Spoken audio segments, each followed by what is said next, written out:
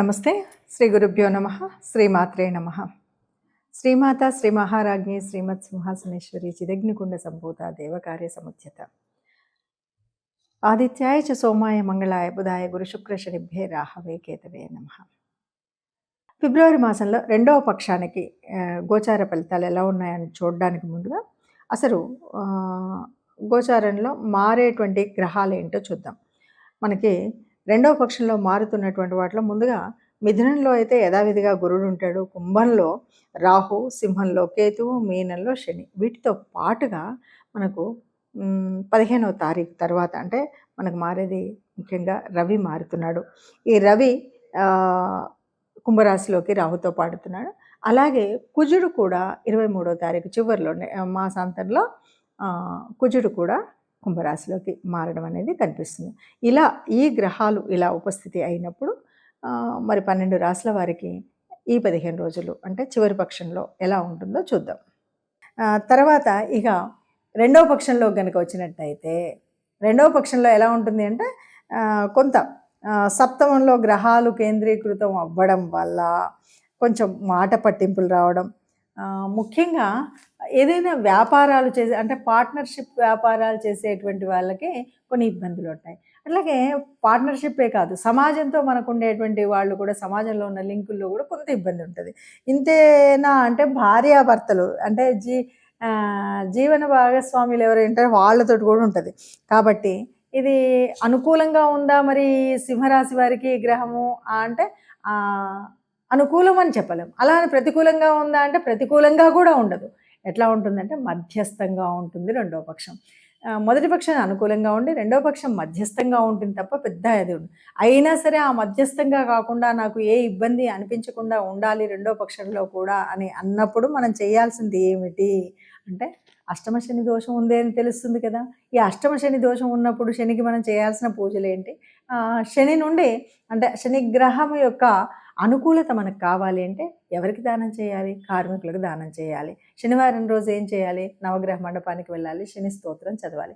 ఇలాంటివి కనుక చేసినట్టయితే ముఖ్యంగా వీధులలో చేసేటువంటి కర్మచారులు ఎవరైతే ఉన్నారో వాళ్ళకి ఏదైనా తోచినంత వాళ్ళ కడుపు నిండేంత పెట్టగలిగినట్టయితే ఈ వ్యతిరేక ఫలితాలకు చాలా దూరంగా ఉండి సవ్యంగా ఉండేటువంటి పరిస్థితి సింహరాశి వారికి ఈ మాసంలో కనిపిస్తుంది.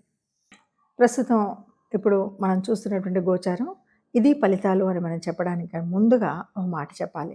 ఎప్పుడైనా సరే ప్రతిరోజు నిత్యం గ్రహాల మార్పు అనేది జరుగుతూనే ఉంటుంది. సరే కొన్ని గ్రహాలు ఒక నెల పట్టొచ్చు, కొన్ని 30 రోజులు, కొన్ని 45 రోజులు, ఇలా మనకు తెలుసు. గ్రహాలు మారుతున్నప్పుడు తప్పనిసరిగా ఆ గ్రహ ప్రభావం అనేది మన మీద పడడం అనేది సహజం. జన్మకుండల్లో ఉన్నటువంటి జాతకాల్లో ఎలా ఉన్నా ఈ గ్రహాలు మారినప్పుడు దాని యొక్క ప్రభావం తప్పకుండా మన మీద ఉంటుంది. కాబట్టి మనం ఎందుకు ఈ 10 రోజులకి, వారానికి, వారం వారం ఎందుకు చూసుకోవాలి? ఈ గ్రహస్థితి, ఈ గోచారం వల్ల వచ్చేదేంటి అన్నది ఆలోచిస్తే కనుక తప్పనిసరిగా మనకు రాబోయే ప్రమాదాలే కాదు, లాభాలే కాదు, మన అసలు మానసిక స్థితి ఎలా ఉంటుంది, దీనికి ఎందుకు మనం ఏదైనా ఒడిదొడుకులు ఉన్నప్పుడు ఏం చెయ్యొచ్చు, ఏ రకమైనటువంటి పరిహారాలు చేసుకోవచ్చు అనేటువంటి విషయం తెలియాలి. కాబట్టి తప్పనిసరిగా గ్రహస్థితిని చూసుకోవాలి. ఇది మొట్టమొదటి విషయం. సరే అలా అన్నప్పుడు మరి ఈ గ్రహస్థితిలో కొన్ని అంటే మీరు చెప్పారండి, లేదంటే ఇంకెవరు చెప్పినా కూడా మేము చూసినప్పుడు ఒక 15% లేదంటే 30% వరకే మాకు అనిపించింది అనేవాళ్ళు కూడా కొంతమంది ఉన్నారు. ఎందుకంటే గోచార రీత్యా చూసినప్పుడు దాదాపుగా కోటాను కోట్ల మంది ఉంటారు, అందులో ఉంటాయి. ఆ ప్రభావాన్ని బట్టి జన్మజాతకంలో ఉన్నటువంటి గ్రహస్థితిని బట్టి కూడా ఆ గ్రహాల యొక్క స్థితి, యుతి, దృష్టి ఇవన్నీ ఉంటాయి. కాబట్టి వాటిని బట్టి కూడా కొంత ఉంటుంది.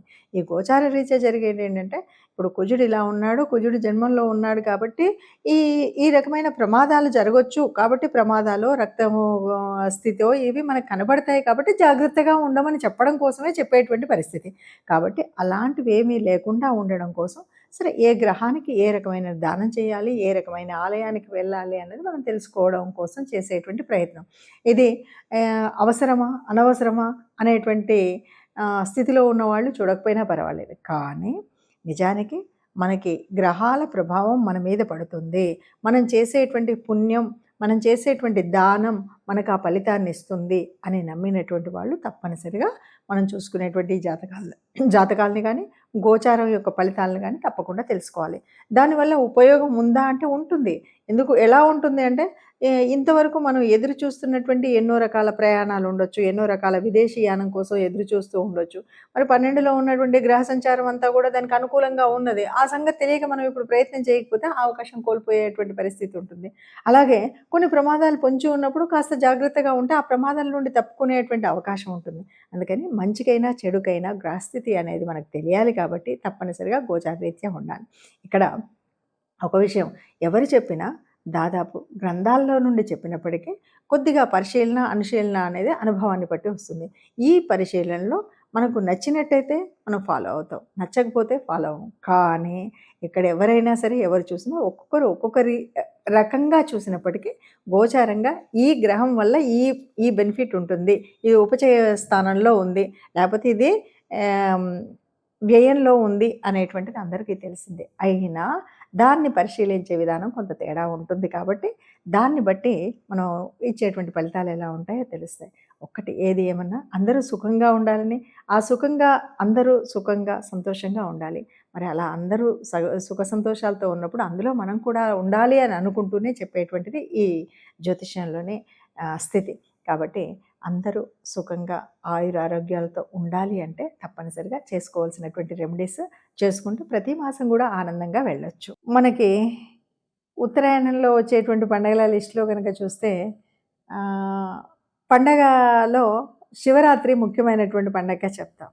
చలి పూర్తిగా తీసేసేటువంటి పండగ శివరాత్రి పండగ అని చెప్తారు. ఈ మాసంలో మనకి అమావాస్యకు ముందు వచ్చేటువంటి చతుర్దశిలో వచ్చేటువంటి పండగ శివరాత్రి.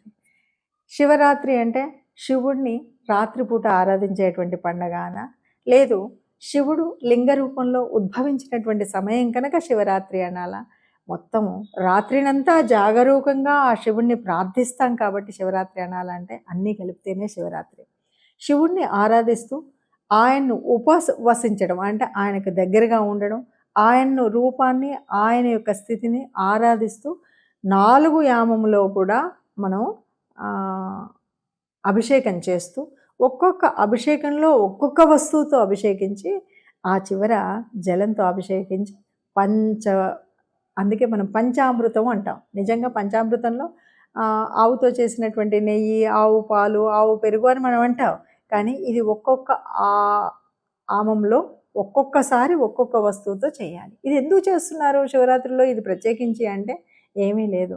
నువ్వు నిజంగా ఉపవసించి అంటే ఏమీ తినకుండా స్వామి మీద మాత్రమే ధ్యాసతో ఉంటూ జాగరణ చేస్తున్నటువంటి సమయంలో నీకు ఏ రకమైన అనారోగ్యం కలగకుండా ఆ అభిషేకించినటువంటి ఆ స్థితి నుండి నువ్వు తీసుకునే ప్రసాదం ద్వారా నీకు శక్తి పొందడం కోసం ఇచ్చినటువంటి ఒక అద్భుతమైనటువంటి ప్రయత్నం ఒక అద్భుతమైనటువంటి ఉపాయం అని చెప్పాలి.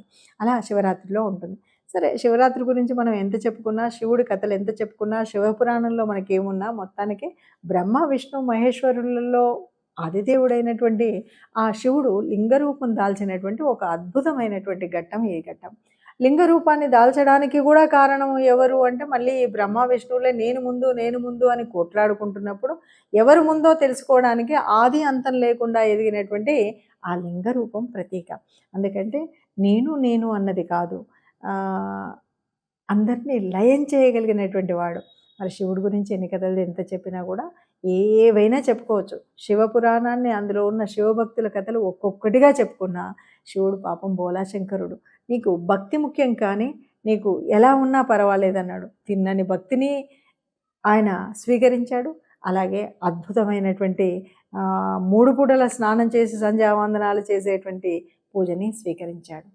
ఆఖరికి శ్రీకాళహస్తిలో ఉన్నటువంటి పాము, సాలెపురుగు లాంటి వాటి యొక్క ప్రేమను కూడా, వాళ్ళ యొక్క భక్తిని కూడా స్వీకరించగలిగినటువంటి వాడు శివుడు. అంతెందుకు, శివుడు అంటేనే బోలాశంకరుడు అన్నాం, గరుల కంఠుడు అన్నాం. ఎవరు ఏది అడిగితే అది ఇచ్చింది కాకుండా ఈ విశ్వం అంతా కూడా నాశనం అవ్వకుండా ఉండడం కోసం ఆ సంద్రంలో నుండి వచ్చిన ఆలాహలాన్ని గరళ కంఠంలో కట్టి పెట్టగలిగినటువంటి శక్తి ఉన్నటువంటి వాడు. తన బిడ్డలందరూ సుఖంగా ఉండాలి అన్నటువంటి వాడు. అంతేకాదు తన భార్యకు సగభాగాన్ని ఇచ్చినటువంటి అర్ధనారీశ్వరుడు బోలాశంకరుడు. ఏ రాక్షసుడైనా ఎవరైనా ఎప్పుడు ఏది అడిగినా వాళ్ళకి వరం తపస్సు చేశాడంటే వరం ఇచ్చినటువంటి శంకరుడు బోలాశంకరుడు. మరి అలాంటి శంకర తత్వాన్ని తెలుసుకోవడం కోసం, శివ తత్వాన్ని తెలుసుకోవడం, శివ పూజ ఎలా ఉంటుంది అంటే ఆ లింగాకారంలో ఉన్నటువంటి నేను ఏ ఆకారము నాకు లేదు, ఆది అంతం నాకు లేదు, అయినా సర్వాంతర్యామినైనట్టు నన్ను మీరు ఎక్కడ ఆరాధిస్తే అక్కడ మీకు ప్రేమను కురిపిస్తాను మీకు అని ఆయన కృపను అందించినటువంటి పండగ శివరాత్రి. మరి ఆ శివరాత్రిని చక్కగా మనస వాచ కర్మణ మన పద్ధతిలో చేసుకుంటూ మన సంస్కృతిని సంస్కారాన్ని కాపాడుకుందాం. ఈ మధ్య కొందరు అడిగినటువంటి ప్రశ్నలకు నాకు చాలా వింతైనటువంటి ఆలోచన వచ్చింది. ఎందుకంటే మనం పెళ్ళిళ్ళు అనగానే ఎవరైనా పిలిస్తే పెళ్ళిళ్ళకి వెళ్ళినప్పుడు తప్పనిసరిగా వాళ్ళ కార్డు వచ్చింది మొదలు మన ఆలోచన విధానం మారుతుంది. ఎట్లా ఉంటుంది అంటే ఆ రోజు ఎలా వెళ్ళాలి, ఏ చీర కట్టుకోవాలి, ఏ సొమ్ములు వేసుకోవాలి, ఎవరితో వెళ్ళాలి, ఎప్పుడు వెళ్ళాలి, ఎప్పుడు రావాలి, ఇంత ప్రణాళిక ఉంటుంది. ఇన్ని ప్రణాళికలు ఉన్నప్పుడు ఒక్క విషయాన్ని మర్చిపోతున్నాం. మన ధర్మంలో చెప్పింది ఏంటంటే సుఖం కంటే కష్టానికి తప్పనిసరిగా వెళ్ళాలి. అదేవిధంగా వాళ్ళకి కష్టం వచ్చినప్పుడు పొరపాటున మనం అనుకున్నటువంటి శుభకార్యం కాకుండా ఒక అశుభం జరిగింది, వాళ్ళ ఇంట్లో ఒక చావైంది. ఈరోజు వెళ్ళాలంటే అమ్మో ఈరోజు మంగళవారం, ఈరోజు శుక్రవారం, అసలే మొగుడు చచ్చిపోయాడు, ఇలాంటి ఆలోచనతో చాలామంది విషయాలు నేను ఈ మధ్యకాలంలో అడిగే ప్రశ్నలు కూడా ఇలాగ ఉన్నాయి.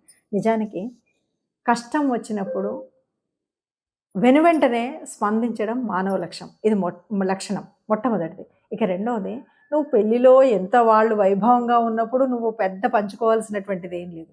కానీ కష్టంలో ఉన్నప్పుడు చేదోడుగా ఉండడం, వాళ్ళకి పెద్దగా మన డబ్బు అక్కర్లేదు, మాట సాయం చాలు. మనం కష్టంలో ఉన్న వాళ్ళ దగ్గరికి వెళ్ళి పలకరించడం అనేటువంటిది చాలా ముఖ్యమైనటువంటి విషయం. దయచేసి చాలామంది చూస్తున్నాం, వాళ్ళు పెద్దవాళ్ళు తెలిసి తెలియక చేసేవాళ్ళు కొంతమంది ఉంటే దాన్నే అలవాటుగా ఆచారంగా తీసుకుని అమ్మో ఈరోజు శుక్రవారం అంట వెళ్ళకూడదు, ఈరోజు మంగళవారం అంట వెళ్ళకూడదు, ఈరోజు తిథి బాగాలేదు, ఈరోజు అష్టమి, ఈరోజు నవమి, ఇవన్నీ కూడా ఏం కాదు. మానవత్వం ముందు ఇవేవి కాదు. మీరు పెళ్ళికి ఎవరైనా పిలిస్తే వెళ్ళినా వెళ్ళకపోయినా బాధపడే వాళ్ళు లేరు నిజంగా. ఎందుకంటే ఇప్పుడు జరుగుతున్నటువంటి పెళ్ళిళ్ళలో వాళ్ళు ఆ ఫోటోలలో ఆ వచ్చిన చుట్టాల్లో ఎంతమందిలో ఎవరు వచ్చారు ఎవరు రాలేదని గుర్తుంచుకునేంత కూడా లేదు. కానీ కష్టంలో నువ్వు వెళ్ళి నువ్వు పలకరించిన మాటకు గుర్తుండిపోతుంది. ఆ కష్టంలో సానుకూలమైనటువంటి మాటలు వాళ్ళకి చాలా అవసరం. దయచేసి ఇలాంటివి ఆలోచించకుండా సుఖంలో వెళ్ళడం మానేసినా పర్వాలేదు, కష్టంలో వెళ్ళండి, కష్టంలో తప్పనిసరిగా వెళ్ళండి. ఇంకొక విషయం, ఆ కష్టపడేటువంటి వాళ్ళు నిజంగా డబ్బున్న వాళ్ళు ఉంటే సంతోషం, మనము డబ్బులు ఇవ్వకపోయినా పర్వాలేదు. పెళ్ళిళ్ళలో బాగా డబ్బున్నోడికి పెడితే వాడు రిటర్న్ గిఫ్ట్ల పేరుతోటి ఖర్చు పెట్టేది చాలా ఎక్కువ. కానీ కష్టంలో ఉన్నప్పుడు కొంచెం ఒక మోస్తరు ఉన్నప్పుడు ఈ రూపంలో మనము వాళ్ళకి డబ్బు సహాయం కానీ ఇంకేదైనా చేయడం అనేటువంటిది ఒక ముఖ్యమైన విషయం. అందుకే పూర్వపు రోజుల్లో అలాంటివన్నీ ఉండేవి. వాటిని మార్చుకుంటూ ఇప్పుడు మనము మన ఇష్టానుసారంగా చేసుకొని మనం కొత్త కొత్త అవసరానికి నిజంగా మనం బొట్టు పెట్టుకున్నామా, గాజులు వేసుకున్నామా, చీర కట్టుకున్నామా అన్నది మర్చిపోయాం. కానీ ఇలాంటప్పుడు మాత్రం మళ్ళీ అన్ని గుర్తొచ్చి అయ్యో ఆవిడకి బొట్టు లేదు, నేను బొట్టు లేకపోతే మనం రోజు ఏమైనా బొట్టు పెట్టుకుంటున్నామా, 300 మంది స్టిక్కర్లతోటి తిరుగుతున్నారు కదా. ఇవన్నీ ఒక అనాగరికమైనటువంటి విషయాలను మనసులో పెట్టుకొని వాటిని ఒక కొత్త రకమైనటువంటి మనసును బాధపెట్టే విషయాలు కాకుండా కొద్దిగా మనుషులాగా ఆలోచిస్తూ ముందుకు వెళ్ళాలి. కష్టంలో ఉన్న వాళ్ళని పలకరించడం మంచి పద్ధతిని గుర్తించాలి.